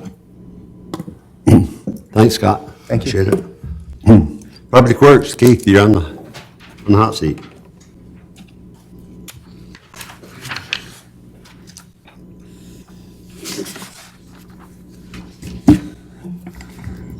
All right, thank you, Council President Walker. So I just have a couple items for the council tonight. First, we want to surplus some items out of our street department. They were actually originally in our wastewater department. They were over at our effluent building when we used to chlorinate and disinfect the water before it went into the river. And they were no longer using there. We thought, well, maybe it would be good over in our street department when we were doing our brine solutions, but it never really panned out. And so we're just looking at surplusing. There's an aluminum kind of tank that was used for mixing. And then we had the large tank that held the chlorine solution. And so we're looking at surplusing those two items. We were originally looking for that trencher, possibly surplusing it, but the street department said they wanted to see if they could get it running because they had some ideas for it. So we'll hold off on that one. Okay. Any questions for Keith on this? Entertain a motion to surplus these items? Council President, I move that we surplus these particular items. Okay. We've got a motion on the table by Councilmember Reeser. A second? I'll second. Seconded by Councilmember Johnson. Any more discussion? All in favor? Aye. Any opposed? Okay. They are done, they're surplus. All right, and then the second item we're bringing forth is, after kind of reviewing, we thought it probably would be good to make it an action item. So this is the discussion we had at Porter Park and the signs that we put up over there, but we felt like, it would be good to have this as an action item for the council to officially approve that. So what we're seeking now is just approval on those signs that we've put up to have the council approve that action. That's for 4-hour parking, right? Yeah, 4-hour parking from 6 a.m. to 12 a.m. and then no parking from 12 a.m. to 6 a.m. Anybody, any questions? I know I drove past there this morning and looked at the signs, and they're very well posted, looks good. There's only 2 cars parked there at about 8 15 this morning. And I'm Big change. It's a big change compared to what it was. I think it's in the summertime. I mean, right now, it really doesn't bother because nobody uses the park much, but in the summertime, I think it's gonna open up that park for our citizens to be able to use, to be able to have a place to park. So I think that'll be good. Okay. Any more discussion? Need someone want to make a motion on this item? Mr. Council President, I would move that we ratify the actions of the street department, approving the parking signs around Porter Park. Okay, have a motion on the table by Eric. Is there a second? I'll second it. Seconded by Councilmember Chambers. Any more discussion? All in favor? Aye. Those opposed? Okay, Thank you. That's thank all I have. you. Anybody have anything else for Keith? You got lucky tonight. Well, I kind of took out the first part of the meeting. Mayor's report, since the mayor's not here, he doesn't have a report to give, so. I just want to tell those that attended the breakfast yesterday, the State of the City breakfast up at the college, that Councilmember Chambers did an excellent job on representing us and giving us giving the report to the group. He did an excellent job and did it very well, so. Thank you. Thank him for that. Okay, this time we have items for consideration. We need approval of the new on-premises beer and wine license for El Tequila Mexican Restaurant at 27 West Main Street. Any questions on this, or? Okay, entertain a motion to approve these. I'll make that motion. Okay, approved. Motion made by Councilmember Johnson, second. I second. Second by Councilmember Reeser. Any more discussion? All in favor? Aye. Any opposed? Okay, that passes. We have a second reading and a third reading. On second reading, ordinance number 1326, final assessment roll for local improvement district 53. We have a motion to second read that. I'll make that motion. Okay, motion made by Councilmember Colin Erickson. Is there a second? I'll second. Seconded by Councilmember Johnson. All those in favor? Aye. Those opposed? Okay. And our third reading, ordinance number 1325, rezone 340 West 2nd North from low-density residential to medium-density residential. Mr. President, I move that we consider ordinance number 1325, third read. Okay, have a motion by Councilmember Chambers. Is there a second? I'll second it. Seconded by Councilmember Eric Erickson. Any discussion? All in favor? Aye. Aye. Any opposed? That passes. That's considered third read. Okay, now we come to our consent calendar, which is the minutes of January 8th, 2025 meeting, and approve the payment of the city bills. Do we have a motion to accept the consent calendar? I'll make that motion to approve the consent calendar and pay the bills. Motion made by Councilmember Colin Erickson. Is there a second? I'll second. Seconded by Councilmember Johnson. All in favor? Aye. Any opposed? Okay. Pay the bills. And there's no other items for the council? We'll stand adjourned.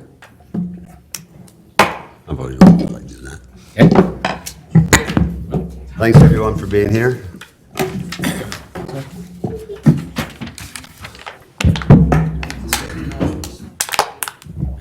You get it so you go to the ball game. You have to go home first.